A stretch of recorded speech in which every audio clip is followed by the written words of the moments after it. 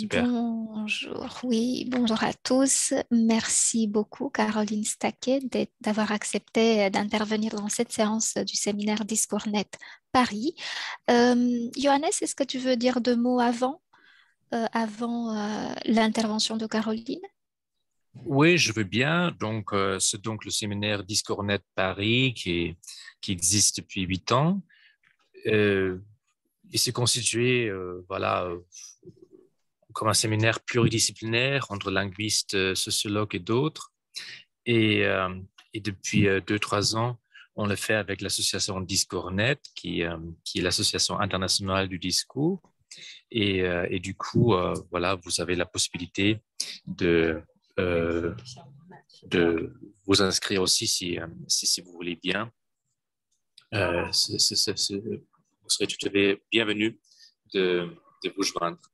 Donc, voilà. Donc, aujourd'hui, c'est donc une autre séance qu'on aura et je donne la parole à Luciana. Oui, merci, Johannes.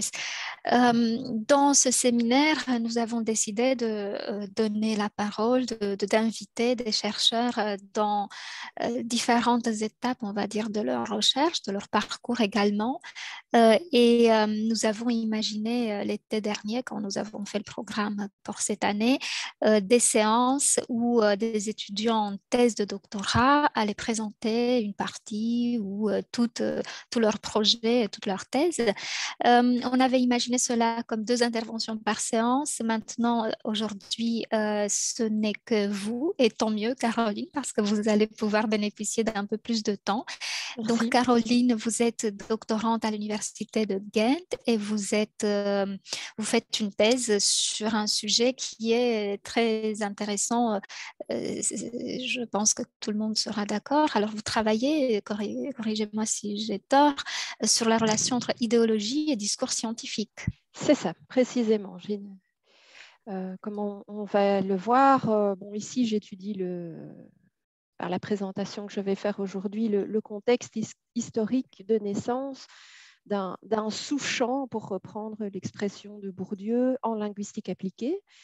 Et donc, ce sous-champ concerne l'immersion, donc l'immersion qui venait au départ du Canada et qui a été reconceptualisée en approche européenne et qu'on a même voulu présenter comme étant très différente de l'immersion canadienne, ce qui fait polémique. Et donc, voilà, je me penche en fait sur ce discours par une approche discursive, mais aussi par des interviews. Donc, Très bien. voilà. Eh bien, la parole est à vous. J'ai négocié, ou Caroline a négocié avec moi une cinquantaine de minutes et ensuite nous allons passer aux questions. D'accord, merci.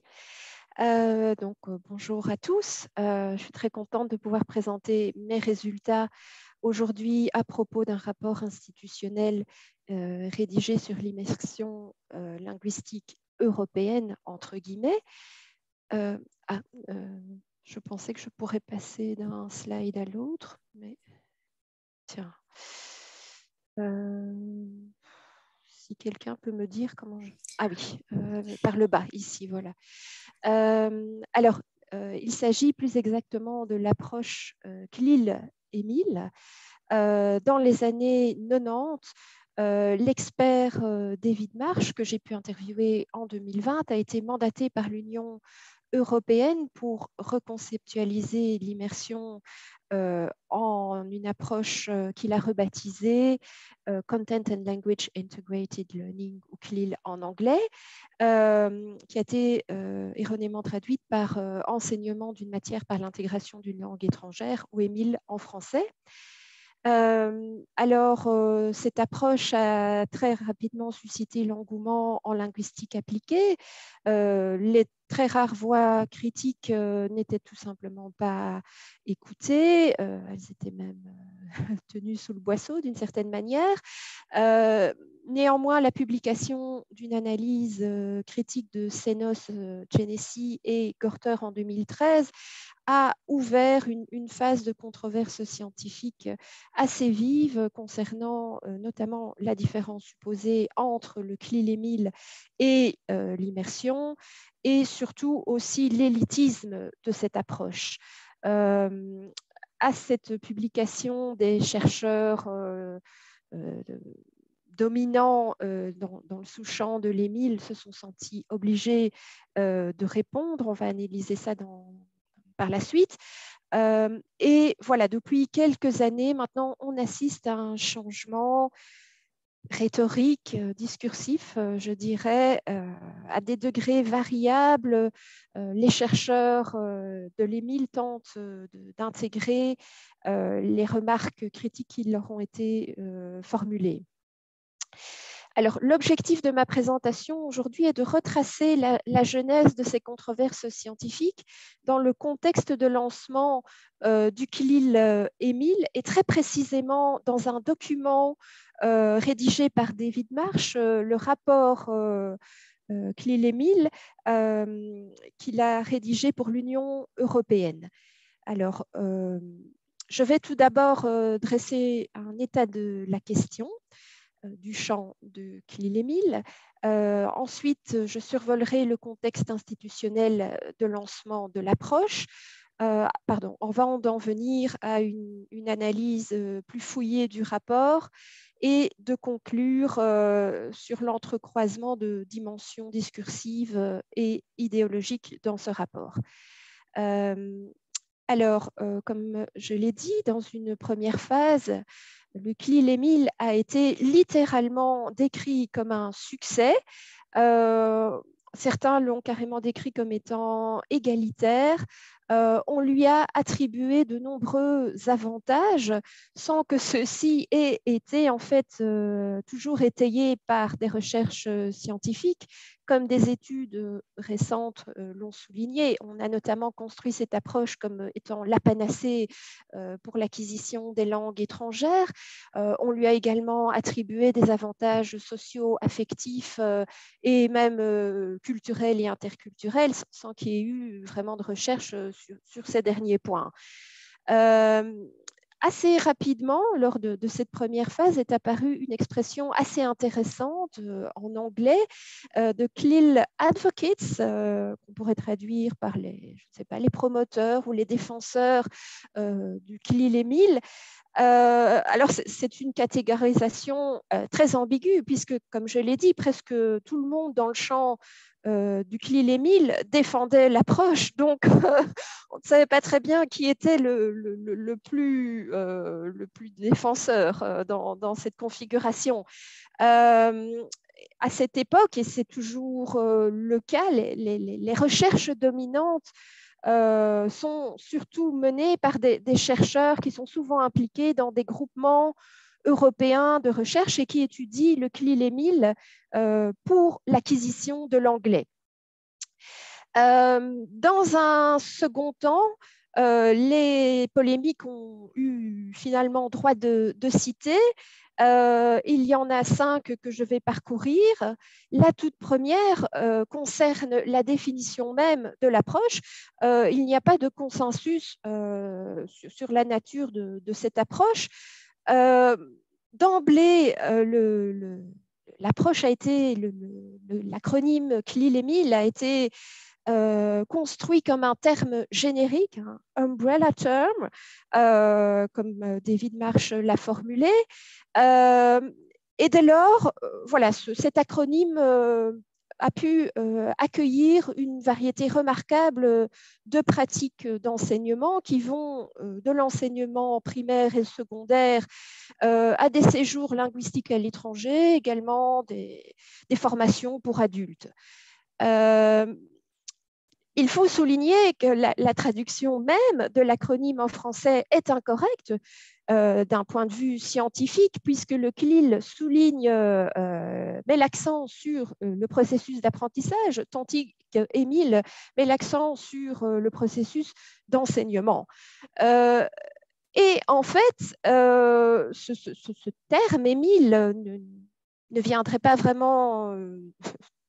n'a pas été fondé scientifiquement, réellement, comme j'ai pu le vérifier dans 2 sources scientifiques. Cet acronyme a été proposé par Hugo Battens-Birdsmore, un professeur et expert universitaire de l'Université flamande de Bruxelles, pour faire une référence, un intertexte à l'Émile de Jean-Jacques Rousseau. En outre, nous sommes très peu nombreux, je crois, à connaître cet acronyme, même dans le champ de recherche francophone. L'acronyme est assez ignoré. J'ai cherché sur Kerninfo à partir des mots-clés Émile, immersion, linguistique et langue, et je trouvais plein de résultats concernant Jean-Jacques Rousseau et Émile Zola. Alors j'ai rajouté CLIL pour y voir plus clair, et c'est là que je n'ai trouvé que 7 résultats, 2 sources institutionnelles relatives au Conseil de l'Europe, 3 sources scientifiques ou administratives concernant la France, dans lesquelles il n'y a aucune mention d'Émile, ni même d'immersion dans les titres ou sous-titres, mais en lieu et place, on trouve les mentions connues d'éducation plurilingue et de section binationale, et j'ai trouvé 2 sources scientifiques concernant la Belgique. Alors, comme on peut le voir dans le cas des discours scientifiques écrits pour la Belgique en français, cet acronyme Émile n'a jamais réussi à supplanter son prédécesseur, à savoir l'immersion. Donc, comme on peut le voir dans cet article qui date de 2010. Ceci nous mène directement à la seconde polémique qui a été développée de manière très, très détaillée par Senos, Genesi et Gorter, la différence supposée entre le CLIL ou l'immersion. Je parle désormais uniquement de CLIL, puisque, comme on l'a vu, le terme Émile n'a pas vraiment d'existence discursive.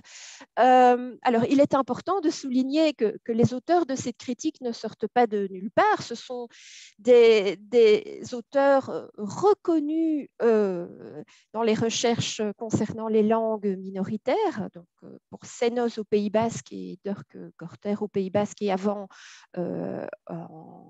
aux Pays-Bas. Gorter a été pendant très longtemps lui-même un expert pour les langues minoritaires auprès de l'Union européenne. Quant à Genesi, il est vraiment l'un des chercheurs experts clés de l'immersion au Canada et en Amérique du Nord.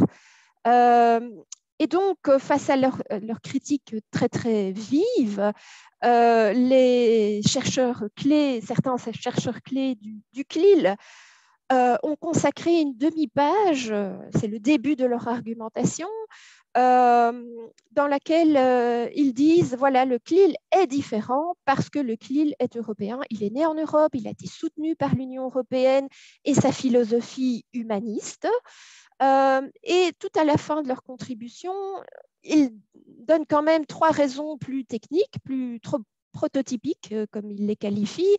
D'une part, le CLIL est différent parce que ces langues sont des langues véhiculaires internationales, ce qui limite d'une certaine manière le champ possible, parce que les cours de langue étrangère sont maintenus en sus du CLIL dans les écoles, et parce que les cours de CLIL sont des cours de matière. Alors, c'est là que s'opère toujours dans la même critique de Senos, Genesi et Gorter, un lien avec la 3e polémique, donc les langues internationales. Ces 3 chercheurs avancent que comme le CLIL Émile a été construit comme une approche formidable, il aurait surtout attiré et été développé par des spécialistes de l'anglais comme langue étrangère. Ce à quoi Dalton, Puffer et al. Ont répliqué que les raisons de la dominance de spécialistes d'anglais dans les programmes de CLIL ne devraient pas être attribuées aux intérêts particuliers des chercheurs, mais aux idéologies sociétales. Donc, une réponse très positiviste. Ces chercheurs qui sont tous effectivement impliqués dans la recherche du CLIL pour l'anglais présentent leur activité de recherche comme une activité qui ne peut pas être influencée par le contexte. La polémique suivante, la plus vive, concerne l'élitisme. Il a été établi que cette approche est un outil de sélection, voire d'autosélection. Les élèves dans les cursus de CLIL ont généralement un statut socio-économique plus élevé que la moyenne. Ils possèdent généralement un meilleur niveau en langue étrangère avant même d'entamer le cursus CLIL. Et ils sont souvent conscients d'appartenir à un groupe à part. Enfin, on remarque aussi des traces très claires de discours promotionnels. Et certains ont dénoncé la construction du CLIL comme un nom de marque, un label. On a dénoncé un effet de mode qui a permis en fait d'occulter des zones d'ombre, les difficultés dans les écoles concernant le recrutement des professeurs, leur connaissance des langues étrangères, l'acquisition de la matière qui n'a pratiquement pas étudié scientifiquement. Presque toutes les recherches concernent uniquement l'acquisition de la langue, ou encore des tensions linguistiques dans des communautés bilingues, notamment en Espagne, par l'adjonction d'une troisième langue par le biais du CLIL. Alors, je vais très rapidement dresser le contexte institutionnel de lancement du CLIL. Il peut être résumé à un document clé que vous connaissez sans doute, c'est le livre blanc sur l'éducation et la formation de 1995, Enseigner et apprendre vers la société cognitive, livre blanc de la Commission européenne, dans lequel on note au passage aussi qu'il met en exergue une citation de Condorcet. Ce document est très important pour le CLIL parce qu'il a énoncé comme quatrième objectif le souhait que tous les citoyens de l'Union européenne maîtrisent à terme 3 langues communautaires. Cet objectif est également formulé comme étant l'objectif de la langue maternelle plus 2 langues communautaires. Donc, en fait, quand on décode la formule, on comprend que la langue maternelle de n'importe quel citoyen vivant sur le sol de l'Union européenne est d'office une langue communautaire. Mais qui dit langue communautaire dit forcément langue standard, comme le français, le néerlandais, l'allemand. Et donc, ça exclut en fait une reconnaissance véritable des langues régionales ou des langues de migrants comme étant des langues maternelles à part entière.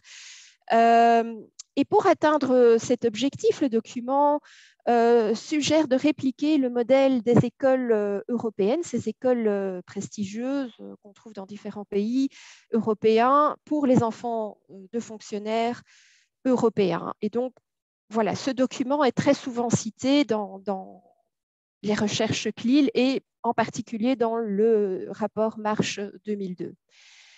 J'en viens justement à l'analyse plus détaillée de ce rapport. Un mot sur son auteur. Donc, David Marsh a forgé l'acronyme CLIL lorsqu'il travaillait à l'université de Jyväskylä en Finlande.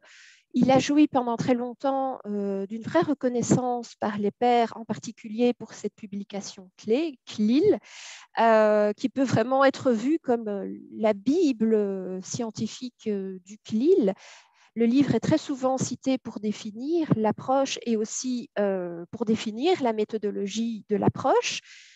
Le document émane d'une consultation des parties prenantes que David Marsh a pu effectuer grâce à un financement de l'Union européenne. Donc, il a pu consulter notamment l'industrie, les fédérations professionnelles, etc. Donc, c'est un document tout à fait polyphonique, même s'il est le seul auteur. Il a été publié en 2002, donc 2 ans avant le grand élargissement. La production a été assurée par Unicom. Alors, c'est un nom qui m'intriguait un peu. Et lors de l'interview, David Marsh m'a expliqué qu'en fait, c'était pas une structure pas très importante. C'était juste un nom de marque qu'il avait créé de manière ad hoc pour communiquer sur le phénomène. Et donc, toutes ces conditions de production permettent de poser qu'en principe, à l'époque, les destinataires principaux devaient être le monde institutionnel. Mais pourtant, ce document affiche un très grand nombre de citations sur Google Scholar, ce qui nous donne l'information qu'il a été consulté beaucoup par les scientifiques. On ne sait pas pourquoi, mais il a été lu dans le monde scientifique, ça c'est certain. Alors, regardons tout d'abord sa structure. On voit tout de suite qu'il comporte des marques discursives typiques du genre du rapport, donc la présence d'un résumé analytique, executive summary, également la présence de recommandations tout à la fin du rapport. Comme vous avez pu le voir, il y a également des déclarations d'experts. Et ces déclarations sont très intéressantes dans la légitimation du rapport et pourraient même expliquer sa circulation dans le monde scientifique. Alors d'emblée, quand on regarde le sommaire, ce qui frappe, c'est la très grande proximité lexicale et argumentative de ces contributions. Ne fût-ce que par les titres, les mots se répètent. Attendez, ça, je vais vous le montrer après. Donc voilà, par exemple, The Significance of Emile. Carmen Munoz parle de Relevance and Potential of CLIL. Doug Coyle parle également de Relevance of CLIL. Certains mentionnent l'importance du contexte, comme Kees de Bot et Dieter Wolf. Et comme vous pouvez le voir, ces expert statements ont été traduits dans les langues étrangères ou été rédigés dans les langues maternelles des experts. Et c'est la seule trace de multilinguisme dans tout le rapport. Alors, comme vous le voyez, donc, j'ai pu interviewer Carmen Munoz récemment, ce qui m'a permis d'en apprendre plus sur les conditions de production du rapport.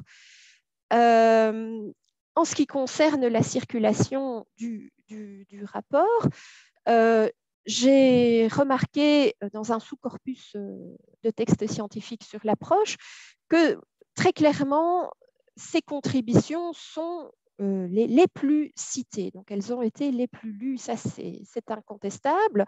En second lieu, le chapitre premier a été également beaucoup lu. Juste pour donner une information, la contribution de Doug Coyle, avec qui David Marsh a écrit le livre CLIL, affiche à elle seule 167 citations sur Google Scholar. Alors, on voit que le rôle des experts a été important pour asseoir une crédibilité scientifique. Dans la page qui les présente, on voit clairement que c'est la casquette d'universitaires qu'il privilégie.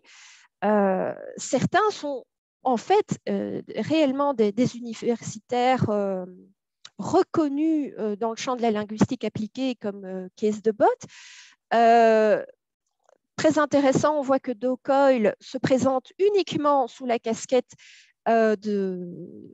d'universitaire, de chercheuse. Or, on sait par d'autres publications qu'avant 2002, elle avait déjà occupé beaucoup de missions d'expertes, notamment pour l'Union européenne et le Conseil de l'Europe. Encore plus étonnant est la description de David Marsh, qui se présente comme un spécialiste du champ linguistique appliqué, rattaché à une université, et qui ne parle jamais de lui comme expert, alors que ça a été son travail le plus important. Carmen Munoz est une autre chercheuse très reconnue qui avait accepté à l'époque d'écrire une contribution. Pour vous permettre de comprendre son importance, elle a donné une conférence plénière l'an passé lors du Congrès mondial de linguistique, c'est-à-dire de l'association AILA. Elle a reçu un prix pour sa carrière de l'association européenne de Second Language Acquisition. Dieter Wolf, qui est maintenant retraité, occupait à l'époque la fonction de vice-président de cette association AILA. Et donc, comme je le disais, ils ont un argumentaire vraiment partagé, donc ça se voit dans les titres de leur contribution.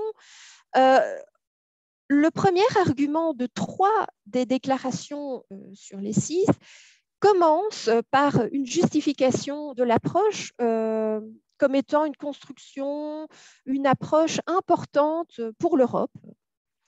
Comme on peut le voir dans cette citation de Coyle, 4 des 6 contributions argumentent pour défendre le CLIL à partir d'un argument centré sur le temps qui est limité dans les programmes scolaires parce qu'il existerait une pression. Il faut laisser de la place à de nouvelles matières, notamment les technologies de l'information qui étaient en plein boom à l'époque. Et donc, voilà, soit l'argument tourne autour de la pression, on n'a pas le choix, soit on présente le CLIL justement comme une solution flexible, économique. Et donc, par la suite, cet argument autour du temps a été reformulé et même moqué sous l'expression « 2 pour le prix d'un », car réellement, certains ont voulu défendre l'approche en la vendant comme étant une possibilité de carrément supprimer les cours de langue des programmes scolaires. Donc, ce n'est pas simplement une formule moqueuse, c'est une formule réaliste. Enfin, 3 déclarations sur 6 emploient également l'argument qui tourne autour de l'idée le CLIL va changer non seulement l'enseignement des langues, mais carrément toute l'éducation, comme on peut le voir dans cette citation de Dieter Wolf, voilà, réaliser un enseignement moderne de manière optimale. Alors, face à ce maillage entre contributions, cette grande proximité, je me suis posé la question si David Marsh n'aurait pas donné des consignes de rédaction aux experts. Je l'ai demandé à Carmen Munoz, elle m'a dit non, je ne crois pas, je ne m'en souviens pas, c'était vraiment mon produit, je l'ai fait un peu, bon voilà, ce n'était pas le plus important pour moi. Et donc je lui demande, vous voyez ça à l'époque comme un document pour l'Union européenne? Oui. Donc l'idée n'était pas d'écrire un document scientifique. Ah non, il faut noter d'ailleurs que pratiquement aucun de ces expert statements a des références scientifiques. Donc, ceci m'amène à formuler l'hypothèse que, justement parce que c'était des documents qui n'étaient pas soumis aux contraintes de l'écriture scientifique avec revue par les pairs, ces documents auraient justement une vraie valeur comme trace des idéologies dominantes dans le domaine de la SLA et de la linguistique appliquée en 2002. Mais ce qui est également très intéressant et même problématique, c'est que ces documents ont servi de caution scientifique pour les chercheurs par la suite, même si en fait, comme Carmen Munoz l'a souligné lors de l'interview, il n'y avait pas réellement de recherche CLIL en 2002. Ils étaient les initiateurs d'une certaine manière. Donc, comme on peut voir dans cette citation de Lasaga, Baster et Sierra, on voit une construction ambiguë du rapport Marsh. Bon, ils disent, voilà, le rapport déclare, et nos recherches corroboreraient cette déclaration.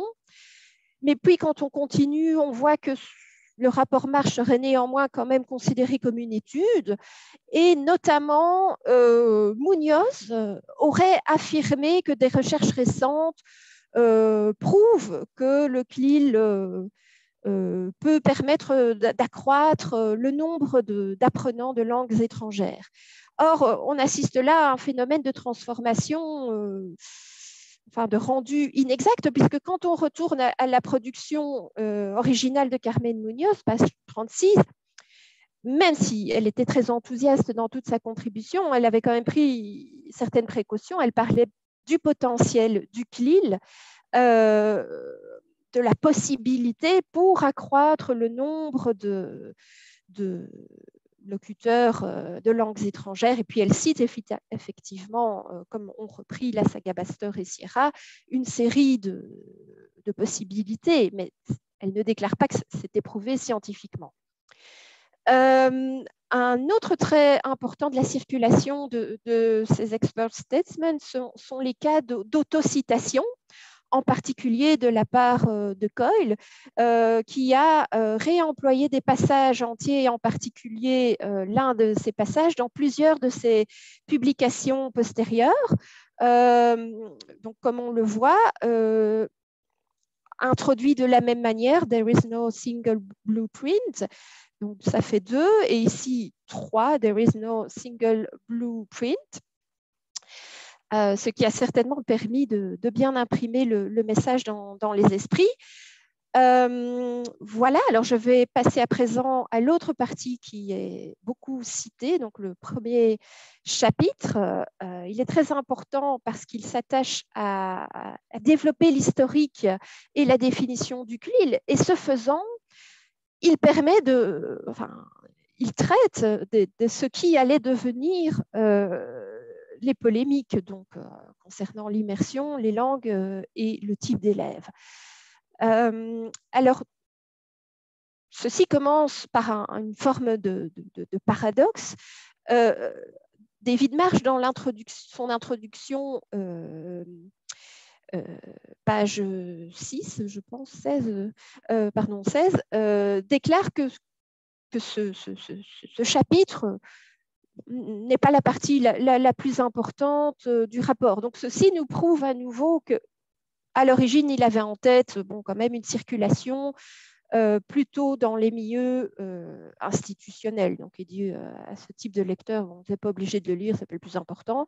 Or, comme je l'ai dit, c'est une partie qui a été lue énormément par le monde scientifique. Elle retrace les méthodologies antérieures en prenant soin à chaque fois de pointer leurs défauts pour en arriver à présenter finalement l'approche CLIL-EMIL comme étant la suite d'approches qui sont regroupées sous la bannière de l'expression Teaching Non-Language Subject Through a Foreign Language.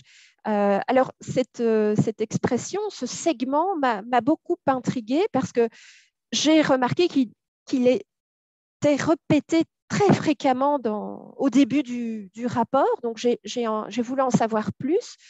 Et donc, j'ai tout d'abord établi sa généalogie. Dans un premier temps, j'ai vu que le rapport faisait un lien, citait un document institutionnel, la communication 222 de la Commission européenne du 14 juin 1978, qui en fait visait à proposer des actions pour mettre en œuvre une directive clé du Conseil européen de 1977 concernant l'éducation des enfants de migrants. Et donc, le rapport parle en fait de mesures en faveur d'écoles dont l'enseignement est dispensé en plusieurs langues. Donc, en français, c'est rendu par an, mais en anglais, c'est through more than one language. Et quand on creuse le document, on voit qu'à l'époque, la diversité linguistique n'était pas perçue positivement du tout, puisque le document dit, bon, voilà, effectivement, on constate la présence dans les écoles d'enfants étrangers venant d'autres pays de la communauté européenne. Voilà, ça ne doit pas être vu uniquement comme un problème. Ça pourrait devenir quelque chose d'intéressant. L'éducation bilingue pourrait peut être enrichissante en fait et pas uniquement compensatoire. Le document, pour autant, ne propose pas de faire beaucoup de dépenses pour permettre un véritable multilinguisme. Il dit non, on n'a pas beaucoup, c'est pas la peine d'y consacrer beaucoup d'argent. Ce qu'on peut faire, c'est plutôt lancer quelques écoles. Voilà, ça aura toujours une valeur symbolique. Et alors, très important, le document précise que la priorité doit être donnée à des enfants provenant de pays de la communauté européenne. Donc, ça veut dire que, par exemple, des enfants turcs sont laissés sur le côté. Alors, dans un second temps, je me suis rendu compte que l'expression avait une généalogie beaucoup plus ancienne. En consultant les sources de Docoyle, notamment, j'ai vu qu'elle citait des textes relatifs à l'immersion, bien sûr, et j'ai trouvé cette locution, combinaison de through plus une ou des langues dans beaucoup de discours concernant l'immersion dans les années 60 et 70, comme on peut le voir dans cet article.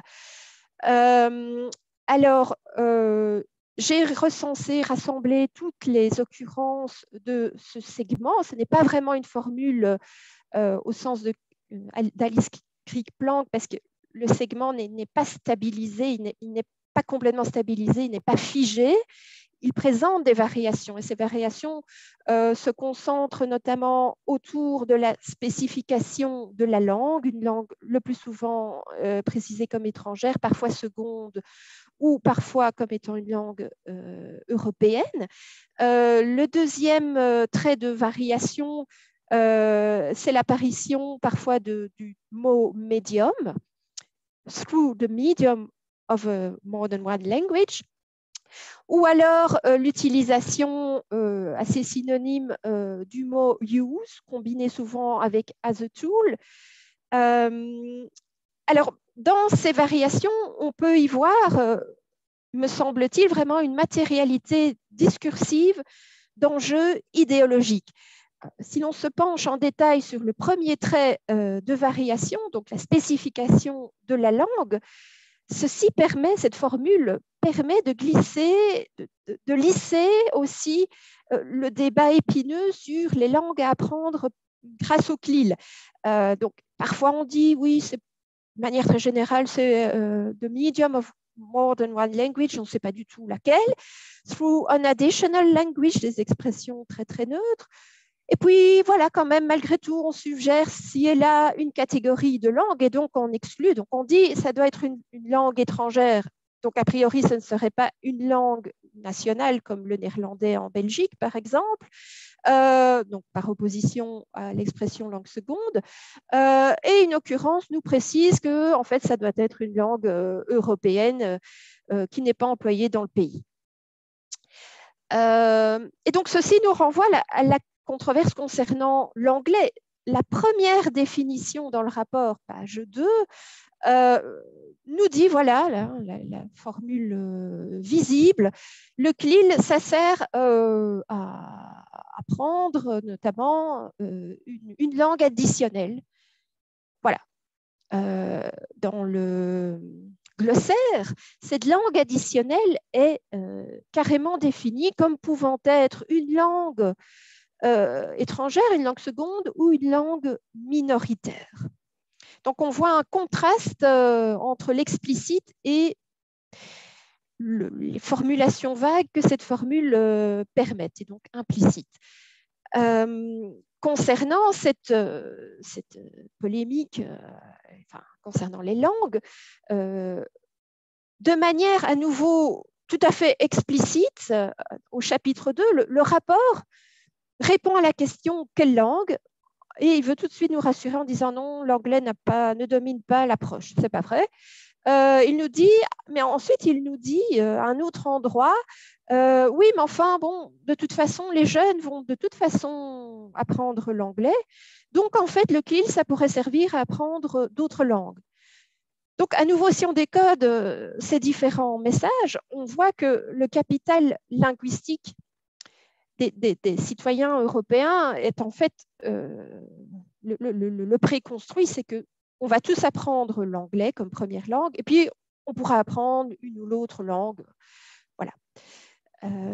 Alors, concernant le second trait de variation, on voit qu'il nous mène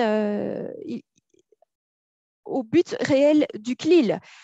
C'est-à-dire il trahit plutôt que le but réel de l'approche a toujours été d'apprendre des langues. Seules 10 occurrences sur 21 font explicitement référence à la matière, to learn content through the foreign language.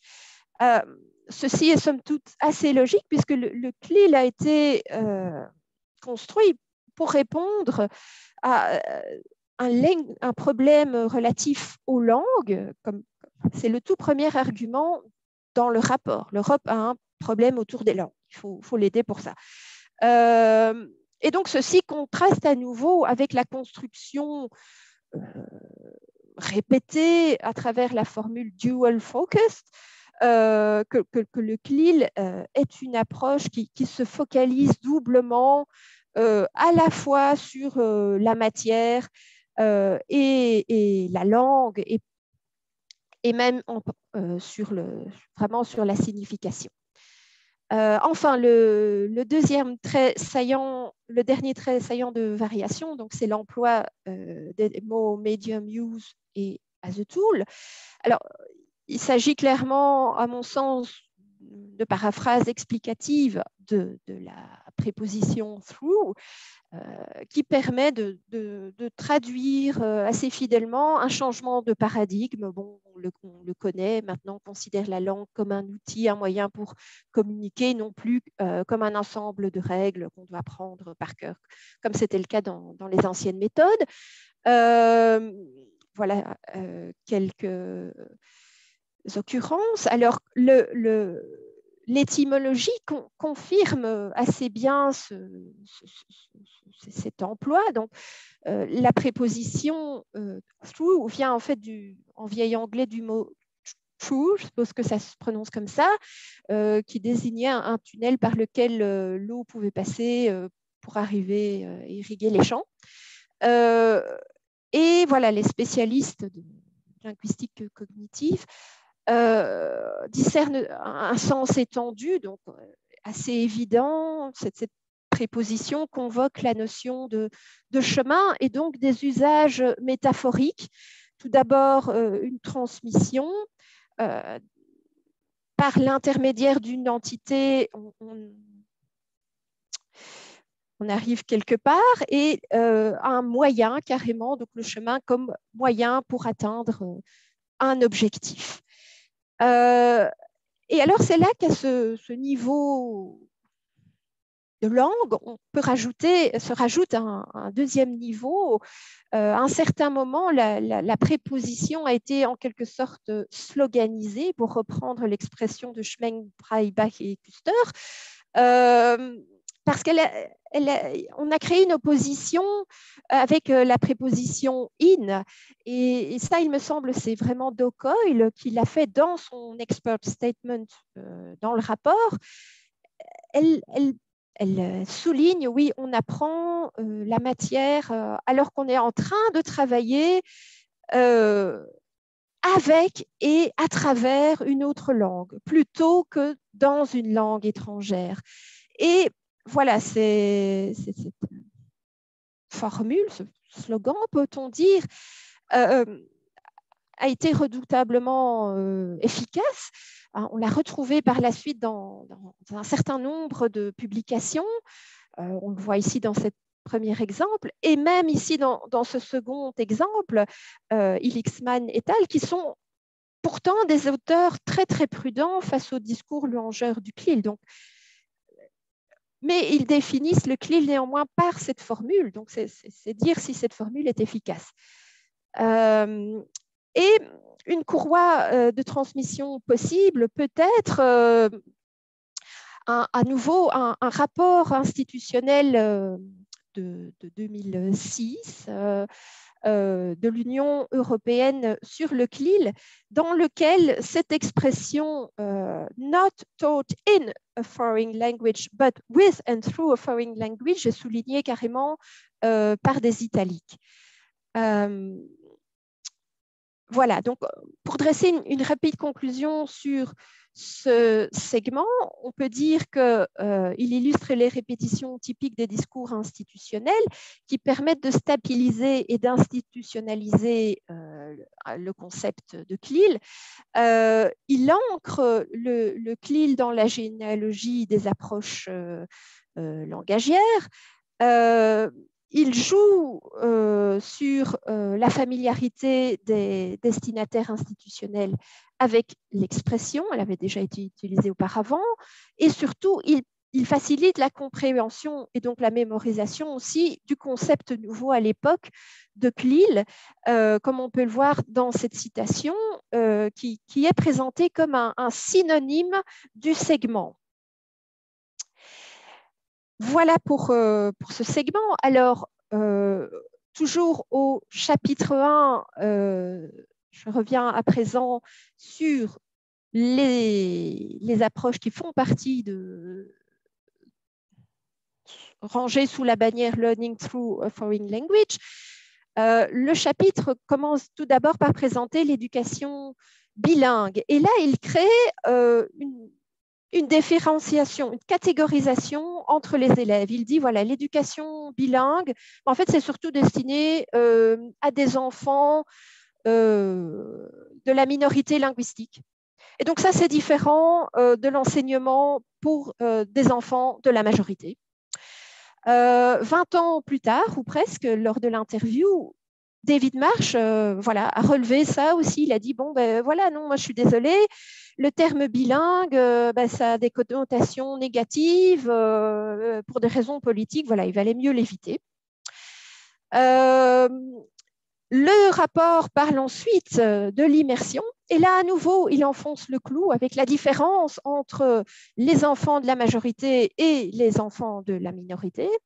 Et ailleurs dans le rapport, il cite un exemple pour suggérer, sans le dire, que le CLIL, ce serait l'enseignement, voilà, justement, à des enfants de la majorité, donc enseigner le français à des enfants espagnols, par exemple, et que l'éducation bilingue, c'est l'enseignement de l'arabe en France. Voilà, donc, de manière implicite, on nous fait comprendre que le CLIL n'est pas destiné aux enfants de la minorité.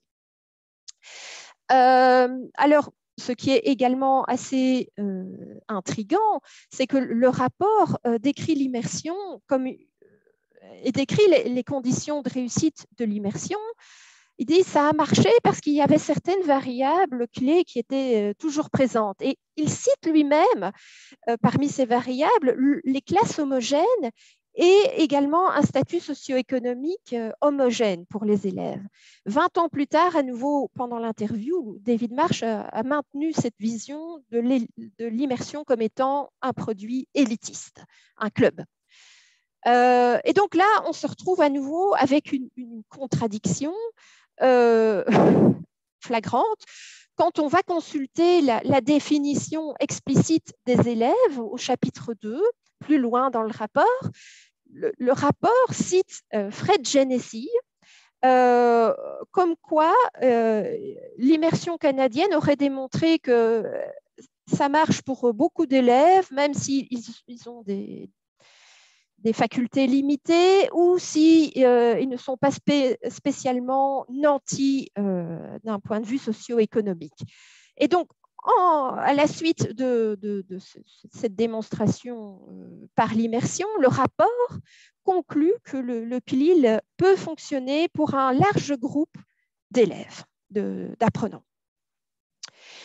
Alors, par un faux hasard de l'histoire, le terme d'éducation bilingue ressurgit depuis quelques années dans les milieux scientifiques centrés sur le CLIL.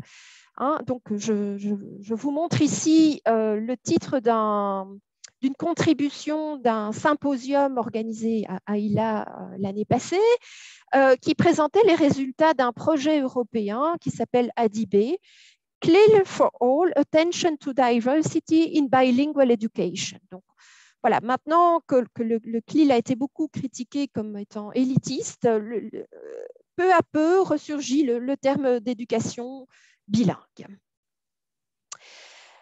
Alors, en conclusion, je lirai le succès discursif du rapport Marsh, je l'attribuerai plus exactement à un cocktail efficace qui est illustré par le segment articulé autour de Through, c'est-à-dire un mélange des recettes traditionnelles des discours institutionnels, le martelage de messages clés, une aura scientifique, le lissage de la conflictualité, avec l'incorporation de recettes propres au discours promotionnel, plus dans l'air du temps, des slogans, des formules publicitaires, souvent couplés à des effets au niveau typographique, comme on peut le voir dans ces autres formules et segments que je n'ai pas eu le temps d'étudier.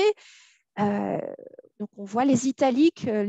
À présent, les apprenants n'ont plus la volonté to learn now for use later, but prefer to learn as you use and use as you learn. Donc là, on est vraiment dans le slogan. A pragmatic European solution to a European need. Ou alors une phrase de Joshua Fishman, célèbre apparemment, bilingual education is good for education. Bon, et cette dernière citation nous renvoie immanquablement à la force de l'interdiscours. Plus largement, il me semble qu'il faut aussi attribuer le succès du rapport pour définir l'approche à un sens commun, un allant de soi circulant de manière fluide entre institutions et monde de la recherche. On voit que des deux côtés, les hiérarchies linguistiques sont perçues comme des phénomènes naturels. Bon, ben, l'anglais domine, voilà, on ne peut rien y faire. On voit toute la gradation. On voit que les langues continuent de jouer un rôle important dans la reproduction d'inégalités scolaires, comme c'était déjà le cas par le passé avec l'idéologie sur le monolinguisme. On assiste également à une mise en scène d'un passé européen brillant pour justifier le produit éducatif et justifier dans le même temps un objectif politique. Alors, quand je dis une mise en scène, les chercheurs sont peut-être eux-mêmes, entre guillemets, subjugués par cette mise en scène. Bon, ils citent l'humanisme de l'Europe, les références à Jean-Jacques Rousseau, Condorcet. La question est, ont-ils la distance suffisante? S'agirait-il d'une méconnaissance du caractère profondément idéologique de la philosophie des Lumières, qui a été le berceau de l'idéologie scientifique, à partir duquel on a détaché de manière nette, on a voulu détacher la science de la société. Ceci rappelle également la dépolitisation de discours antérieurs, discours scientifiques visant à permettre la planification linguistique, notamment des discours de Fishman qui sont parfois cités dans les discours scientifiques sur le CLIL comme étant une référence. Enfin, il me paraît vraiment important de relier ces traces de discours promotionnels dans les discours institutionnels et scientifiques au contexte historique néolibéral qui a vu naître le CLIL, en particulier la promotion par l'Union européenne d'une véritable compétition entre chercheurs entrepreneurs, pour reprendre l'expression d'Isabelle Bruno. Et voilà, je pense que ce contexte et les stratégies des chercheurs professionnels publiés, etc., peuvent expliquer en partie pourquoi la recherche n'a pas réellement perçu dès le départ les risques d'inégalité avec le CLIL qui étaient d'une certaine manière annoncés dans le rapport Marsh. Voilà, je vous remercie. Merci beaucoup. Merci Caroline pour cette présentation très riche et qui a ouvert un certain nombre de pistes de discussion. Vous avez parlé de controverses, vous avez parlé du lien entre expertise et monde scientifique. Alors, est-ce que c'est à part? Est-ce que c'est ensemble? Je pense qu'il y a des questions déjà. Johannes, s'il te plaît. Bonjour. Alors, je m'interroge un peu sur les contours de ce champ. J'imagine que c'est un champ de pédagogie ou c'est le champ pédagogie qui a peut-être des rapports incertains avec les sciences sociales. Et en fait, la question que j'aurais, c'est un peu le statut des savoirs empiriques ou à ambition empirique dans ce champ-là. J'ai l'impression que voilà, on a ici un exemple d'une sorte de mode ou une sorte de concept qui a été repris parce qu'il résonne avec certains espoirs, avec certains désirs. C'est un concept très normatif, avec, comme vous le dites, avec peu de bases scientifiques empiriques au sens de voilà, Bourdieu ou d'autres sociologues.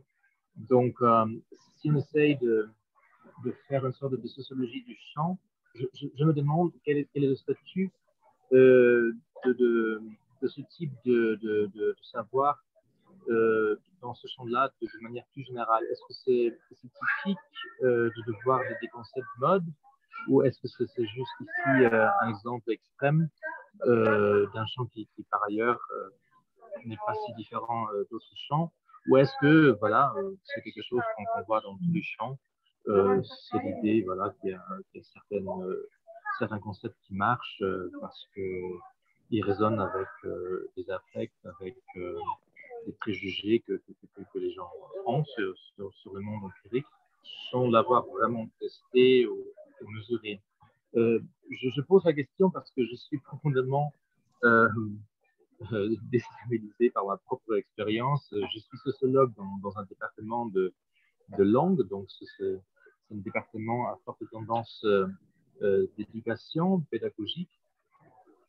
Et je vois souvent des discussions autour des concepts qui me semblent un peu à la mode, sans voilà, répondre à des exigences scientifiques empiriques. Et donc, j'essaye un peu de faire sens de ça. Et si vous pouvez m'aider, ce serait tout à fait bienvenu. Oui, écoute, merci Johannes pour votre question. Je dirais ce sont des questions que je me pose depuis le début de ma thèse. Moi-même, j'ai été... L'origine de ce projet, c'est que j'ai consulté ce fameux livre, La Bible du CLIL, hein, vous avez vu, édité à Cambridge, etc. Donc vraiment la grande référence.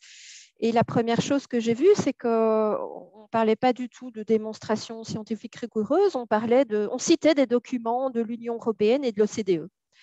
Et j'ai remarqué tout de suite un interdiscours très fort avec des discours sur l'essor des nouvelles technologies. Et moi-même, j'avais travaillé en fait auparavant dans une association professionnelle qui défendait l'industrie du câble et donc la promotion des nouvelles technologies. C'est comme ça que j'ai remarqué cet interdiscours, d'où l'origine de mon projet. Et voilà, j'ai creusé et il me semble que voilà, la généalogie de différents termes, le segment autour de through, L'origine même de l'immersion est purement politique. On s'en souvient, ça a été initié dans les années 60 par un mouvement de parents canadiens anglophones qui trouvaient que les cours de langue ne permettaient pas à leurs enfants d'apprendre suffisamment le français. Et le français est devenu nécessaire à ce moment-là au Canada. Donc, plus je lis, plus je m'aperçois de l'importance de la généalogie. Une publication très intéressante à ce sujet, que tu connais peut-être, est l'ouvrage de Monica Heller et Bonnie McElhinney de 2017, qui établit les liens qui retrace toute l'histoire en fait des perceptions de la langue, du colonialisme et du capitalisme, les liens entre colonialisme, capitalisme et langue. Et donc, très clairement, on nous dresse l'origine de la discipline, de la linguistique appliquée. C'est l'armée américaine à la fin de la Seconde Guerre mondiale qui a massivement financé ça parce que c'était nécessaire pour des objectifs politique et stratégique. La langue est devenue essentielle à ce moment-là dans ce qui allait devenir la guerre des étoiles, la bataille idéologique. Ceci explique que quand du côté du monde libre, entre guillemets, du côté de l'Ouest, on a toujours privilégié pendant longtemps des approches formelles au langage, tandis qu'à l'Est, on a privilégié des approches sociales de la langue. Et vraiment, en ce qui concerne la linguistique appliquée, elle est vraiment un objet politique, comme a argumenté Alistair Pennycook. Elle est tellement nécessaire à des objectifs politiques qu'on a du mal à distinguer ces sphères. Enfin, beaucoup de recherches sont l'impulsion des recherches viennent du financement, il n'y a rien à faire. En particulier, si on prend le cas de l'Union européenne, elle définit les questions de recherche. Donc, voilà. Et la linguistique appliquée est un domaine qui est financé par le Conseil de l'Europe ou l'Union européenne. Et donc, elle doit répondre à des objectifs sociétaux. On retrouve toujours le rôle d'expert. Ça ne veut pas dire qu'ils sont nécessairement simplement experts. La casquette est vague, l'ambiguïté est là. Je crois qu'elle est, pour répondre à ta question, est-ce propre au champ de la linguistique appliquée? Je dirais non. Mais la linguistique appliquée est particulièrement concernée par ce phénomène de maillage, je ne sais pas comment le qualifier, de publication mixte. On voit que le rapport Marsh, qui est vraiment un rapport institutionnel, est devenu une source scientifique. Enfin, voilà. Et on voit vraiment les effets de mode. C'est ce que les critiques concernant le CLI l'ont souligné. Il y a 15 ans, c'était l'approche par les tâches qui était enfin, 20 ou 30 ans, c'était l'approche communicative, et puis c'est devenu l'approche par les tâches, et puis maintenant, c'est le CLIL, et puis maintenant, on voit que le CLIL ne va pas bien, s'effondrerait, donc on revient à une approche, on parle d'éducation bilingue, enfin, il me semble qu'il faut relier ça vraiment aux conditions de production, aussi bien au niveau du financement, de ce qui est perçu comme étant des recherches importantes, de qui définit les questions de recherche, mais aussi au contexte plus global comme a dit Fairclough, on assiste à une colonisation des discours publics, ceux d'un hôpital, les discours académiques, les discours d'une école qui doit recruter des élèves par les discours promotionnels. Donc ça, c'est le néolibéralisme, me semble. Alors, voilà, je ne sais pas si je réponds vraiment à la question. C'est très intéressant, hein, tout à fait. Et je pense que c'est une idée de voir un peu des effets d'une politique institutionnelle au niveau national, au niveau européen. Et il y aura peut-être aussi une autre perspective à creuser dans ma propre expérience après avoir changé de pays, et, voilà, d'avoir été intégré dans un département de linguistique appliquée. Je me rends compte qu'il y a vraiment une industrie de l'apprentissage de l'anglais qui est voilà, mondiale, avec extrêmement... il y a beaucoup d'anglais et d'américains qui sont des professeurs d'anglais dans le monde entier. Donc, on voit ici une très forte demande sociale pour apprendre l'anglais, ce qui amène beaucoup de chercheurs avec une maîtrise, parfois avec un doctorat, de s'engager voilà, de donner des cours d'anglais. C'est une carrière facile. Il y a toujours des postes dans le monde entier. Oui. C'est un marché d'étudiants absolument globalisé.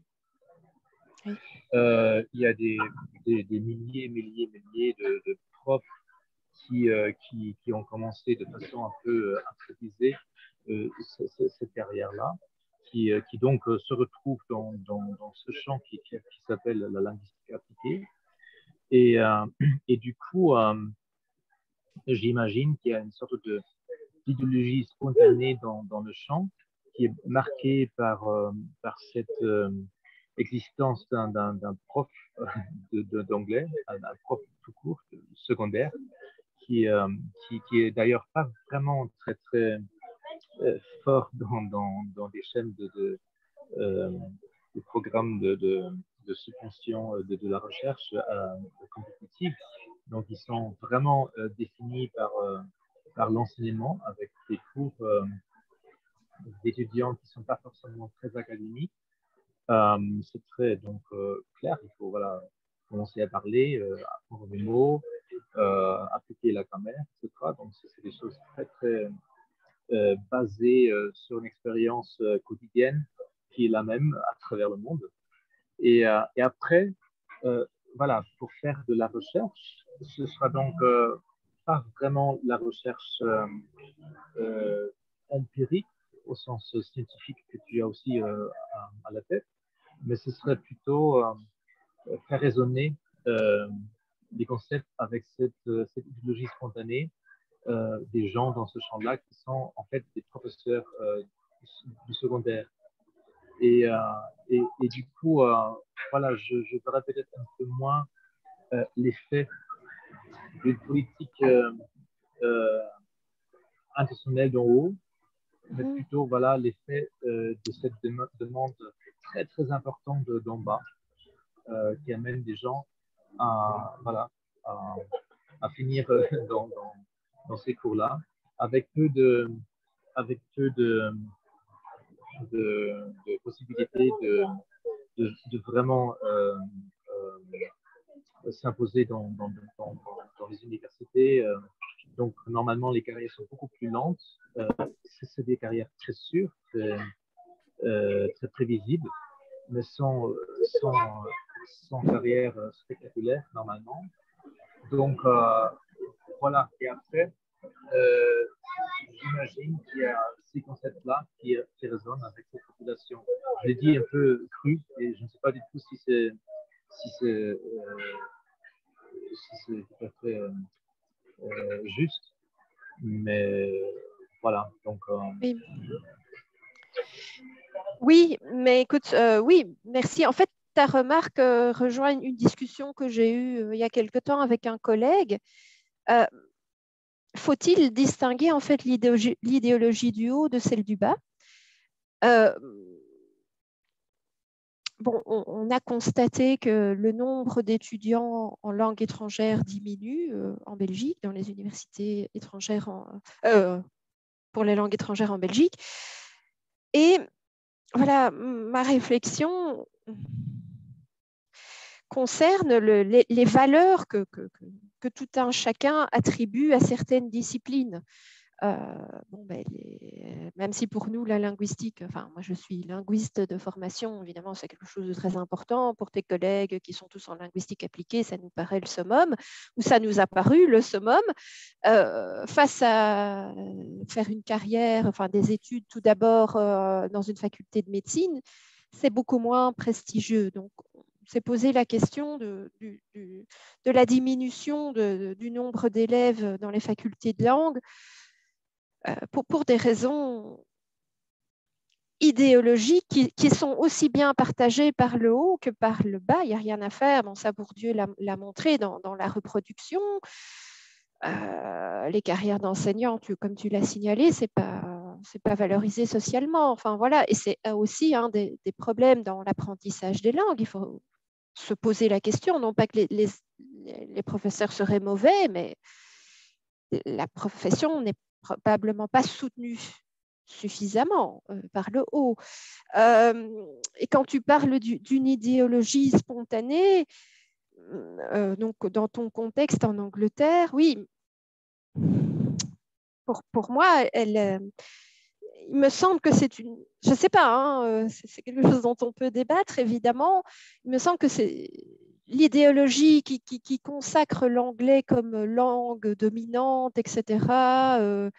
Bon, ce qui est la raison pour laquelle en Angleterre, on n'apprend pas beaucoup les langues étrangères. Il y a cette idée, oui, mais de toute façon, tout le monde parle l'anglais dans le reste du monde. Ça, je l'ai entendu lors d'un colloque en Angleterre.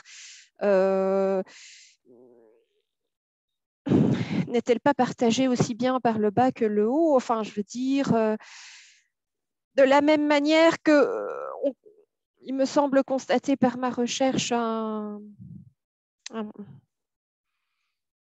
partage, un allant de soi entre le monde de la recherche et le monde institutionnel. Cet allant de soi n'est-il pas finalement cette sorte de ce que Bourdieu nommait le sens commun? Le sens commun que la plupart d'entre nous avons. Moi, il faut bien avouer qu'au départ, moi aussi, j'ai fait des études d'anglais parce que je pensais que c'était important. Et voilà, d'un autre côté, moi, je me retrouve à rédiger ma thèse en anglais. Donc, si je n'avais pas fait ce choix, je n'aurais peut-être pas pu faire ma thèse autrement. Donc,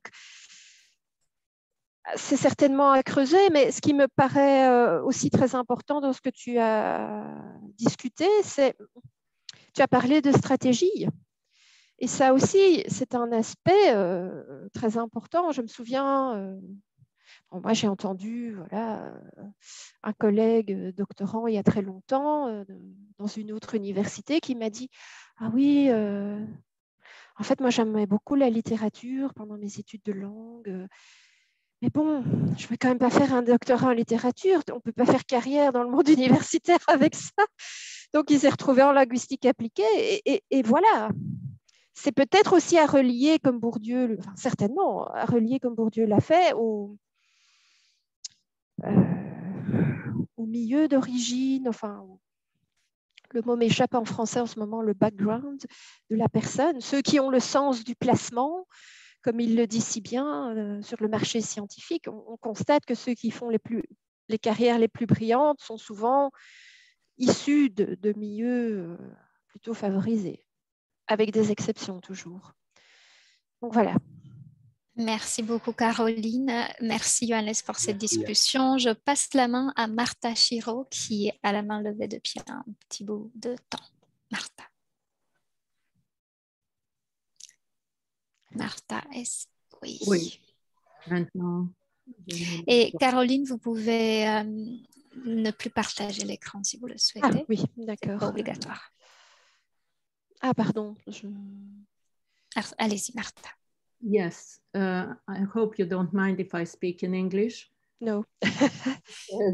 I'm more comfortable, and there are so many things that one can say about this topic.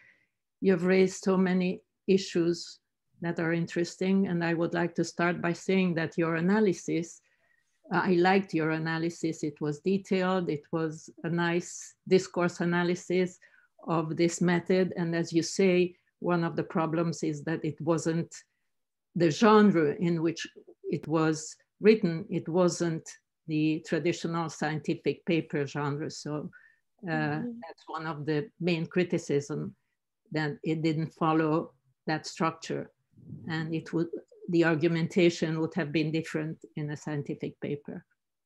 On the other hand, I started my language teaching experience when the communicative approach was the main desirable goal. And you could criticize the communicative approach, the way it was formulated in scientific papers with the same or similar criticism. That's one thing. The issues that you raise with ideology and this method, but also with education in general, I think you cannot separate education and ideology. Each decision on how you teach, what you teach, who you teach is based on ideology. The problem I see with this method,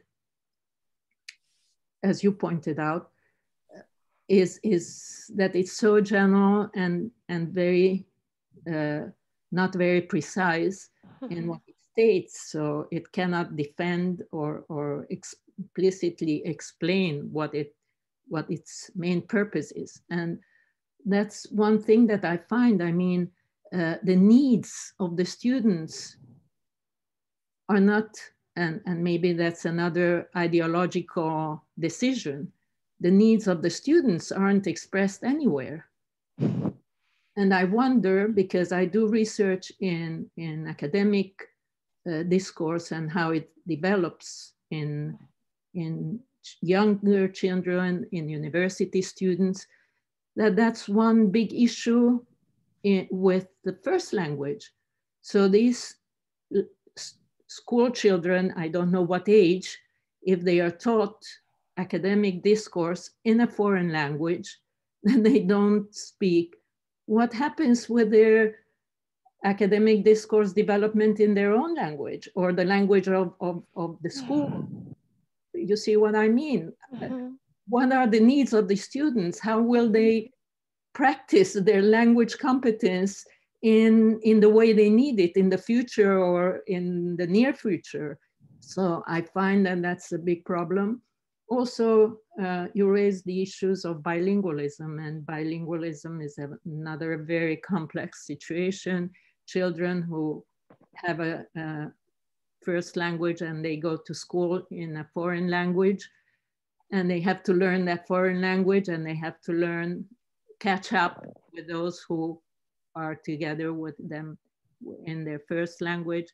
It's a problem, and it has to be solved, and that's something that happens all over the world now. So I would find many more criticisms to this approach. Oui, merci. Je suis d'accord avec tout ce que vous avez exprimé. Le problème évidemment du genre de la publication. Alors, votre remarque concernant le fait qu'il est impossible de séparer idéologie et enseignement, voilà, ça c'est... Je suis tout à fait d'accord. Chaque choix est idéologique. L'enseignement reflète fidèlement les idéologies de son époque. Le problème est qu'en linguistique appliquée, bon, il faut bien sûr appliquer des nuances. Hein. Je ne dis pas que c'est le cas de tous les chercheurs, mais le contexte social, enfin l'importance du contexte social n'est pas connue, n'est pas pris en compte. Ces recherches sont souvent conçues finalement dans un cadre qui reste positiviste ou néo-positiviste. Concernant les demandes des élèves qui ne sont exprimées nulle part, là j'apporterais une nuance négative malheureusement. c'est un fait que on s'intéresse peu à ce que les élèves souhaitent. Maintenant, dans le rapport Marsh, comme je l'ai montré dans mes conclusions, les élèves sont en fait, ou leurs besoins supposés sont en fait un alibi pour justifier des méthodes. Bon, là, je fais référence au slogan qui dit que les élèves ne sont plus disposés à to learn for later, mais maintenant le mindset, c'est un mot qui est repris dans le rapport, le mindset est devenu learn as you use as you learn. Voilà, on a une construction par les auteurs académiques ou institutionnels des besoins des élèves. Mais je suis d'accord, cette construction institutionnelle est-elle en lien avec les besoins réels? Le lien n'est pas établi. Et vous avez soulevé la question effectivement de l'acquisition du discours académique. Bon, si on a un cours de CLIL, va-t-on apprendre, si c'est en Belgique francophone, le langage propre à la discipline en français? Bon, ça a été enquêté. Ils disent que l'acquisition de la langue maternelle n'est pas menacée. Donc ça, pour l'essentiel, ça a été prouvé que vraiment l'immersion ou le CLIL n'ont pas d'impact négatif sur l'acquisition de la langue première, pour parler correctement, la langue première. Maintenant, pour ce qui est de vraiment l'acquisition de la langue de spécialité, c'est très vague, puisque comme le CLIL a été défini de manière très vague, on peut avoir des cours de CLIL qui sont seulement 10% sont donnés dans la langue étrangère, ou 90% sont donnés dans la langue étrangère. Donc, à nouveau, on est dans le vague, dans un flou qui permet d'intégrer et qui cache en fait les difficultés du terrain que vous soulignez. Et concernant le bilinguisme, effectivement, toute la discussion autour du terme d'éducation bilingue vise à cacher, à dénier d'une certaine manière un accès égal au bilinguisme, à une reconnaissance tout d'abord du bilinguisme, quel qu'il soit pour le français et l'anglais, ou qu'il soit pour le français et le turc, ou le français et l'arabe. Ça n'a pas la même valeur. Et toute la discussion d'avoir voulu éviter le terme d'éducation bilingue, de l'avoir remplacé par CLIL, vient de là, du fait qu'on est d'accord de promouvoir le plurilinguisme, mais uniquement pour les langues qui ont de la valeur sur le marché linguistique. Et la question que je me suis aussi posée très vite, c'est mais au fond, pourquoi on ne ferait pas du CLIL pour le turc ou l'arabe? Mais alors là, non, c'est pas la même chose. Voilà. Donc, il y a aussi un enjeu de politique à ce niveau-là. Enfin, il faut bien le dire.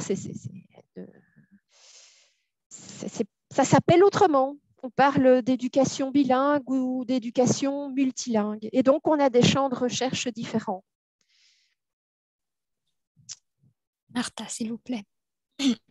I just wanted to address this last point that you mentioned in the States, and I understand I'm not sure whether Canada and for certain Australia, bilingual education means that students with a minority language can learn the specialty assignments courses in their minority language for a certain period of time and in the official language, the majority language, at the same time. So this is considered bilingual education in these countries.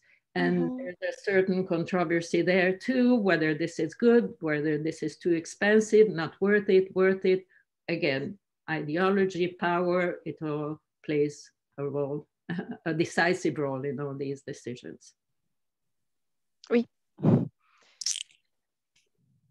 Et si je puis témoigner, plus à l'est en Europe, Martha, on utilise éducation ou classe bilingue pour les deux. C'est les langues des minorités, mais aussi l'anglais et le bulgare, l'anglais et le roumain, etc., l'anglais et l'ukrainien. Donc, tout se mélange peut-être quand on sort un peu du centre bruxellois de l'Europe, mais ce n'est qu'un stéréotype sans doute que je suis en train de dire là. Oui, question personnelle, Luciana, de quel pays êtes-vous? De Roumanie. Moi aussi. C'est vrai. Je vais rester connecté après. De Pennsylvanie, non, c'était seulement un sujet de bilinguisme, multilinguisme. C'est tout à fait ça. Oui. Bien, merci. Moi, j'ai une remarque. Pardon, Johannes, tu voulais intervenir ou non? J'ai juste. En vous écoutant, Caroline, je pense à toutes les recherches qui se déroulent en ce moment sur justement les controverses scientifiques. Et ces recherches sont un peu différentes de la manière dont vous approchez le sujet. Donc, voilà, ce sont peut-être des pistes de réflexion pour vous. Ce n'est pas un conseil ou rien en ce sens, mais peut-être qu'on peut aussi identifier les types de controverses dont on a affaire. Vous parlez de controverses scientifiques, mais est-ce que c'est une controverse scientifique? Alors, quelqu'un essaie de se connecter, mais je ne le laisse pas entrer à cette heure-ci, le séminaire est quasiment fini. Est-ce que c'est une controverse linguistique, institutionnelle? Est-ce que c'est une controverse sociale? Je pense qu'il y a beaucoup de controverses sociales derrière tout ce que vous avez exposé aujourd'hui. Et puis, il y a les controverses techniques ou scientifiques techniques, et ce n'est pas du tout le cas, je pense, de ce que vous avez exposé. Je pense que si on décide des types de controverses dans lesquelles le sujet entre, ça affine un peu l'analyse, et puis ça nous amène aussi à cette idée, je pense, qui est aussi importante, des lieux des controverses, parce que les lieux où est-ce que la controverse se déroule. Et pour cela, je vous lis ce que j'ai écrit moi en vous écoutant. Vous savez, quand on prend des notes, on le fait vite, donc on ne fait pas des phrases. J'ai écrit controverse entre CLIL et Émile et immersion et l'élitisme de l'approche, c'est-à-dire comme si la controverse se déroulait au sein même du rapport.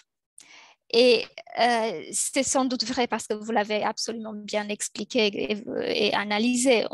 J'en suis persuadée maintenant, après vous avoir écouté et puis après les entretiens que vous avez faits. Mais est-ce que la controverse se déroule ailleurs aussi? Où est-ce que cet ailleurs a lieu? Et bien sûr, l'évocation des articles scientifiques ou des livres scientifiques qui sont écrits par ces mêmes auteurs ou le rapport cité dans des articles scientifiques, c'est tout à fait intéressant et ça fait partie de cette, pas seulement genèse, mais généalogie de la controverse ou de l'idée controversée dans un espace qui peut être scientifique, mais aussi plus loin. Est-ce que ce fut une controverse médiatique? C'est une controverse politique beaucoup. Hein. L'Union européenne est une union politique aussi. Donc ça, je pense que c'est aussi intéressant. Et puis, une dernière piste de réflexion que je vous suggère, c'est celle de nommer la chose autrement et pas controverse, peut-être une contradiction. Et sinon, il y a cette graduation de Marcel Dascal. C'était discussion, débat, controverse. Et si je ne me trompe pas, hein, tout n'est pas controverse, dit-il. Parfois, c'est juste une discussion, seulement un débat. Ça peut être aussi intéressant pour affiner un peu, peut-être donner plus de graduation à l'analyse, mais bien sûr, c'est votre sujet, vous le maîtrisez mieux que personne maintenant. Oui, merci pour vos pistes. Oui, j'ai intitulé ça controverse. scientifique pour bien souligner le fait qu'elle se déroulait dans l'arène scientifique. Voilà, donc, mais effectivement, creuser davantage la généalogie, je vais certainement chercher ça, affiner pour voir où on en est au niveau de quel grade d'escalade on est. Merci Caroline. Magali a une Merci. question aussi. Merci. Merci beaucoup pour cet exposé. J'avais déjà eu le plaisir de vous écouter. Peut-être que c'était dans ce séminaire ou dans un autre où vous avez brièvement présenté vos travaux. Et voilà, j'avais hâte d'en savoir plus. Donc, je suis en partie exaucée aujourd'hui. Je ne sais pas si j'ai des questions précises, mais en vous écoutant, mais bon, je pense que c'est des choses que vous connaissez. J'ai pensé au point de critique que Maurer et Puren adressent au CECR dans leur dernier ouvrage, la CECRL par ici la sortie, où en fait il y a cette question-là aussi d'un document qui, alors je parle pour le CRL, en reprenant quelques-uns des arguments de Maurer et Puren, en disant que finalement ce document fait office de référence, sauf qu'il n'est pas fondé vraiment sur des éléments scientifiques éprouvés, discutés, qu'en fait c'est très très flou, qu'on se réfère au CRL comme à quelque chose qui aurait une dimension théorique, mais en fait elle est plutôt d'ordre idéologique. Et j'ai l'impression, en vous écoutant, il y a beaucoup de parallèles qu'on peut faire. Et je me demande ce qui, dans l'histoire de la compétence d'appui de l'UE aux États membres sur les questions éducatives et linguistiques, qu'est-ce qui justifie que ce document-là soit préparé à cette période-là? Est-ce que ça a aussi à voir avec l'élargissement? En tout cas, moi, c'est ma lecture du CECRL. Ça apparaît à la fin des années 90, au début des années 2000 aussi pour ça, parce qu'il y a la fin en tout cas, dans la décennie qui précède, beaucoup de cartes qui sont rebattues d'un point de vue géopolitique, et il y a des États qui ont vraiment besoin de former leurs enseignants de langue, etc., ou des curricula à refaire ou à faire, etc. Donc, ça sert aussi un petit peu de document d'orientation, mais voilà, c'est un document de politique linguistique éducative, c'est pas un document scientifique, en tout cas pour le CECRL. Et du coup, je me demande, voilà, est-ce qu'il y a quelque chose de similaire du côté de l'UE avec le document sur le CLIL? Et il y avait autre chose que je voulais aborder. Non, j'ai oublié. Je sais plus. Bon, c'est pas grave. Merci. Bon, ça va peut-être revenir. Oui, je connais les points de critique de Bruno Maurer. Bon, j'ai consulté en détail son ouvrage de 2011 concernant le CECR et j'avais vu sa présentation à un colloque à Montpellier concernant la nouvelle version. C'est sans doute là qu'on a dû se croiser en ligne. Oui, pourquoi ce document est-il apparu? Ces documents, rapport Marche, le CECR, plus ou moins à la même époque. Mais oui, je dresserai certainement le lien avec la situation géopolitique. Bon, il y a eu l'effondrement de ce qu'on appelait le bloc de l'Est et l'élargissement vers l'Europe centrale et orientale. Tout ça, à nouveau, reflète la politisation de la linguistique appliquée, au sens large, que l'enseignement est un instrument de politique, est un instrument politique. Les similarités entre les discours de l'Union européenne et ceux du Conseil de l'Europe, il y en a, mais il y a aussi des différences. Vous connaissez certainement la thèse de Zorana Sokolovska, qui a étudié en détail les discours sur l'éducation plurilingue forgés au Conseil de l'Europe. Et voilà, les grandes conclusions sont qu'on a constitué les langues du côté du Conseil de l'Europe. Au départ, la grande argumentation était les langues sont un trésor, un patrimoine. Les langues ont une valeur patrimoniale. Et bon, plus tard dans le temps, on voit apparaître aussi des accents néolibéraux. Mais l'Union européenne, en fait, la construction des langues et de l'enseignement des langues par l'Union européenne, depuis le départ, en fait, n'a pas de valeur patrimoniale. L'Union ne construit pas les langues comme un patrimoine. Elle voit ça comme... C'est en lien avec son objectif fondamental, c'est le marché. Donc, pour le marché, en fait, la politique linguistique européenne a démarré au départ par la politique de formation des travailleurs. L'Union européenne n'était pas et n'est toujours pas officiellement compétente dans le domaine de l'éducation. Donc, elle est rentrée par une porte détournée en préconisant certaines recommandations pour la formation des travailleurs professionnels. Et la politique linguistique est peu à peu née, elle est issue de la politique d'éducation de l'Union européenne. Et à un certain moment, effectivement, si on fait l'historique des institutions même, des DG à Bruxelles, etc., c'est assez révélateur. Les grandes impulsions géopolitiques ont fait que le multilinguisme est devenu, a pris de la valeur à un certain moment, donc à la fin des années 90, tournant des années 2000, et à un certain moment, le multilinguisme a même eu son commissaire européen, qu'il a perdu maintenant, hein. Il me semble qu'il n'y en a plus. Enfin, donc, et récemment, j'ai appris que on avait effectué des coupes au sein de l'ADG qui s'occupe du plurilinguisme ici à Bruxelles. Donc, pourquoi ? Parce que les langues, finalement, ne sont pas si importantes que ça pour l'objectif économique. Aussi longtemps qu'on souhaitera que l'Union européenne ne soit qu'une organisation qui permet un grand marché de consommateurs, une démocratie du consommateur, comme l'ont analysé certains politologues, il n'y aura pas vraiment de changement. C'est-à-dire que la grande différence avec le Conseil de l'Europe, c'est que le discours n'est même... Il n'y a pratiquement pas d'emballage symbolique, de pathos autour de l'importance des langues. Le premier argument dans le rapport Marsh, c'est voilà, réellement, dans l'introduction, bon, il y a un problème avec la diversité linguistique. Problème, le mot est dit. Ouais. Là, je résume, évidemment, autour, il a mis des choses, etc. Mais c'est ce qui revient.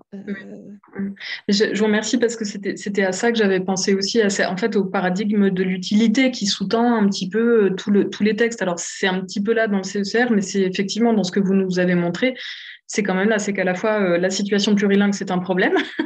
Et, voilà, sans parler des langues autres que les langues nationales qu'on considère comme maternelles, comme vous l'avez tout à fait dit, c'est effectivement voilà, quelque chose qui circule en tout cas. Parmi les éléments idéologiques qui circulent, il y a ça, le fait que voilà, une langue c'est utile et qu'une discipline non linguistique, enfin qu'on peut, voilà, c'est comme si on changeait d'outil, quoi, hein, qu'on prend un différent couteau de cuisine pour faire la même chose, alors que non, il y a une différence de traiter d'une matière scolaire dans une langue ou dans une autre, ce ne sont pas les mêmes concepts, et ça, c'est vrai que c'est un petit peu, c'est moins mis en avant, quoi. En vous écoutant, je repensais aussi à la question des experts. Parce que c'est ça aussi un des points de critique. Bon, Bruno Morer, par clarté, c'est mon directeur de thèse et je suis certains de ses cours. Hein, donc voilà, j'ai un petit peu lu et puis il y a de temps en temps des moments où on discute aussi. Et sur la question de l'expert, c'est vrai que c'est une question aussi qui est posée dans les critiques sur le CECRL. Après, il y a quelque chose de... Alors, je ne sais pas si c'est le cas à Bruxelles. Hein, moi, j'ai pas beaucoup séjourné à la Commission, mais j'ai un petit peu séjourné au Conseil de l'Europe et les experts, en fait, sont les personnes qui interviennent. C'est aussi par rapport au statut qu'on a dans le bâtiment, très bêtement, c'est-à-dire qu'il y a, en tout cas à l'époque quand moi j'y étais, il y a 5 ou 6 catégories de badges, je crois. Et en fait, très rapidement, quand on n'est ni personnel de sécurité, ni en gros prestataire extérieur, ni salarié, ni stagiaire, on est expert. quel que soit le rôle pour lequel on intervient auprès d'un service ou d'un autre. Et voilà, du coup, je me demande aussi sur voilà, quels sont les critères pour à la fois faire partie des personnes que vous avez montrées notamment, et est-ce que ces personnes-là, elles ont aussi des intérêts personnels dans, par exemple, la certification en langue ou les évaluations, comme c'est le cas pour ce qu'ont montré Morer et Puren, par exemple. Parce que c'est vrai que les personnes qui sont intervenues souvent auprès de l'unité des politiques linguistiques, qui par ailleurs n'existe plus vraiment non plus, hein, là non plus quand il n'y a plus d'argent, c'est aussi là qu'on supprime les postes, ou en tout cas qu'on ne les renouvelle pas au Conseil. Donc ça, c'est peut-être aussi un élément de compréhension de ce qui se passe dans la DG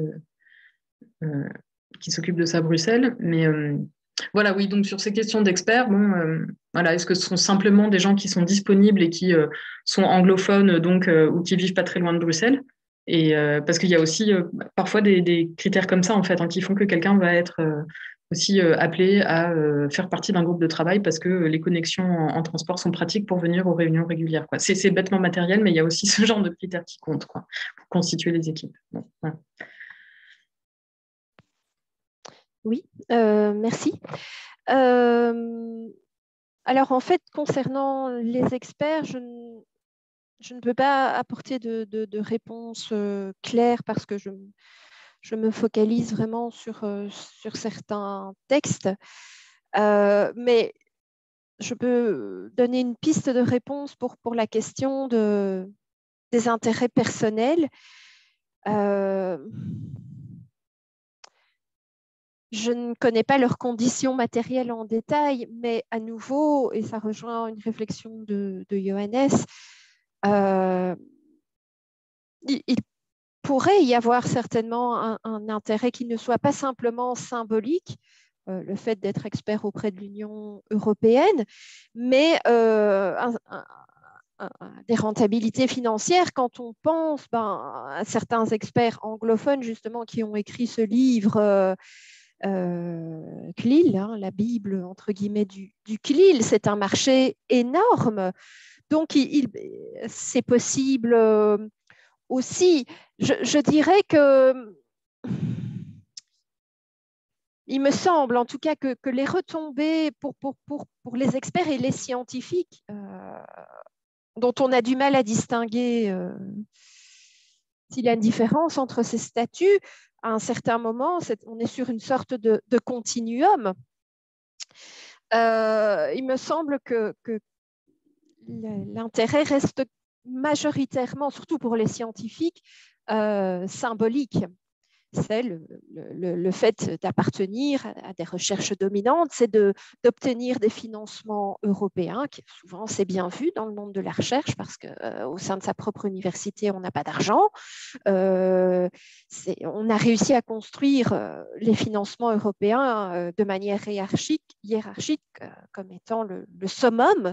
Hein. Jan Blommaert avait publié un article sur son blog qui analysait ça, qui disait, mais écoutez, on a 2% de chance, je crois, 3% de chance, si on remet une candidature pour obtenir un financement européen, d'avoir le financement. Mais on aura passé 6 mois, 10 personnes auront passé, je ne sais plus combien de mois, mais un grand nombre de gens auront consacré plein de temps à écrire une candidature et on a moins de 10% de chance d'obtenir le financement. Mais c'est prestigieux, c'est plus prestigieux que d'avoir un financement national qui est lui-même plus prestigieux souvent, en tout cas en Belgique, que le financement de sa propre université. Bon, ça peut varier peut-être d'un pays à l'autre.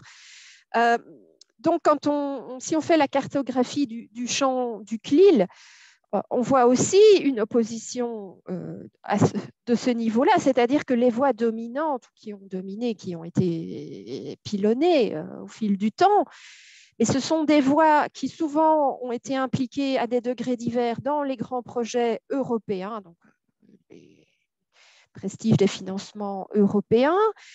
Souvent, ce sont que des linguistes qui travaillent pour l'anglais. Donc, ils ont cette vue que l'anglais, cette vue doxique que l'anglais est indispensable. Ils n'ont pas cette prise de recul qu'en affirmant ça, sans nuance, ils contribuent à renforcer cette croyance que l'anglais est indispensable et la seule langue à apprendre. Et en fait, comme l'a souligné Amos Paran, qui a publié un article aussi très critique en 2013, la recherche plus critique, il y en a eu. Il y en a eu avant 2013 et même après, mais elle était souvent publiée dans des langues étrangères, donc elle circulait moins. Et on remarque à nouveau un parallélisme entre publication en langue étrangère et moindre prestige scientifique et publication en anglais et voilà, public international et donc prestige international. Donc, il y a eu des analyses critiques en Allemagne avant 2013 sur le CLIL, mais ce ne sont pas les voix dominantes. Donc, concernant l'importance des conditions matérielles sur le fait qu'on devienne expert ou scientifique, etc., moi, c'est une question très pertinente. Est-ce qu'on peut prendre le train, etc. Ce n'est pas une blague. Moi, je relirais ça. J'ai associé à des discussions. J'ai assisté à des discussions, pardon de vous interrompre, mais sur comment et qui on va choisir pour constituer des équipes de recherche, enfin pas de recherche, mais de réflexion ou des groupes de travail dans le domaine de la coopération européenne. Ça compte. Hein.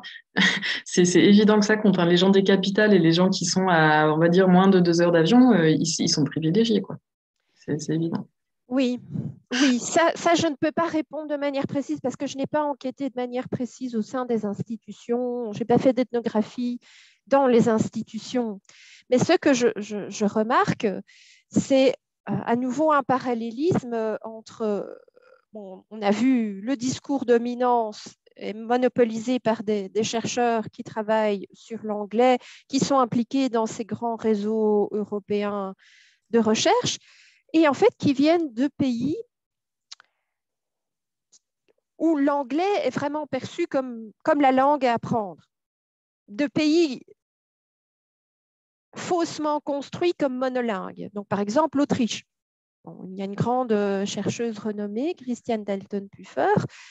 Elle a commencé un de ses livres en disant « Oui, je viens d'Autriche ». Voilà, elle a un peu exposé son contexte de recherche. Elle dit bon, oui, c'est vrai, il y a en fait, je ne sais plus, il y a plus de langues reconnues officiellement en Autriche qu'en Belgique, il me semble, des langues minoritaires. Mais voilà, ce sont des langues slaves, entre autres, et elle en vient à la conclusion. En fait, voilà, en Autriche, il y a ces langues, mais elles n'ont pas de statut pour l'apprentissage des langues étrangères, apparemment, hein, comme langue à apprendre comme langue étrangère. Et donc, elle en vient à la conclusion, oui, voilà, c'est l'anglais. En fait, c'est le cas typique de tous les pays européens. Voilà, elle situe ça. Et en Espagne, c'est pareil. Et on voit que ce sont surtout des chercheurs espagnols qui sont impliqués dans ce grand concert dominant sur le CLIL. Et on voit quand même quelques critiques qui surgissent de pays où ça ne fonctionne pas, cette vision. La Belgique, enfin, je veux dire, on a quand même un peu de mal à se dire que l'anglais doit être d'office la première langue étrangère à apprendre. C'est problématique. Donc là, il y a quand même quelques critiques qui viennent de Belgique. Entre autres. Mais donc, les chercheurs, donc, ces chercheurs dominants, ils viennent d'où ? Ils viennent d'Autriche. Je vous ai décrit la présentation de l'Autriche dans leur vision, d'Espagne, alors qu'en fait, en Espagne, le plurilinguisme a cours également, hein, et de Finlande, Nikula, hein, une collègue directe de David Marsh, où là aussi, apparemment, le plurilinguisme existe aussi, mais on a au sein même du pays, il est tout à fait normal que la première langue étrangère qu'on apprend, c'est l'anglais, c'est terminé. Je remarque aussi ça. Ce n'est pas vraiment une condition matérielle, mais... Ça correspond au contexte local parce qu'on peut imaginer que voilà, pour avoir la paix, entre guillemets, avec les revendications d'enseignement immersif généralisé dans des régions où il y a d'autres langues, on peut dire non, il faut faire aussi du CLIL. Donc voilà, on ne fait pas beaucoup de catalan. Le catalan, ce n'est pas un bon exemple, mais pour du galicien. Voilà. Je peux imaginer que ça peut être aussi une réflexion de dire voilà, on va se servir de ça pour garder la place aussi hors langue minoritaire. Quoi. Je sais pas. Pardon, Oui. juste pour répondre par rapport aux Galiciens ou aux Catalans, il faut savoir que l'immersion pour le catalan et le basque, pour le galicien, je ne sais pas, préexistait au CLIL. Oui, oui. Et donc, c'est pour ça que beaucoup de chercheurs espagnols distinguent l'immersion. Ils disent l'immersion, pour nous, c'est le catalan. Tout est donné en catalan, sauf le cours de langue espagnole. Et le CLIL, alors ça, c'est l'anglais. Donc voilà, à nouveau, l'importance du contexte local aussi. Je pensais juste mais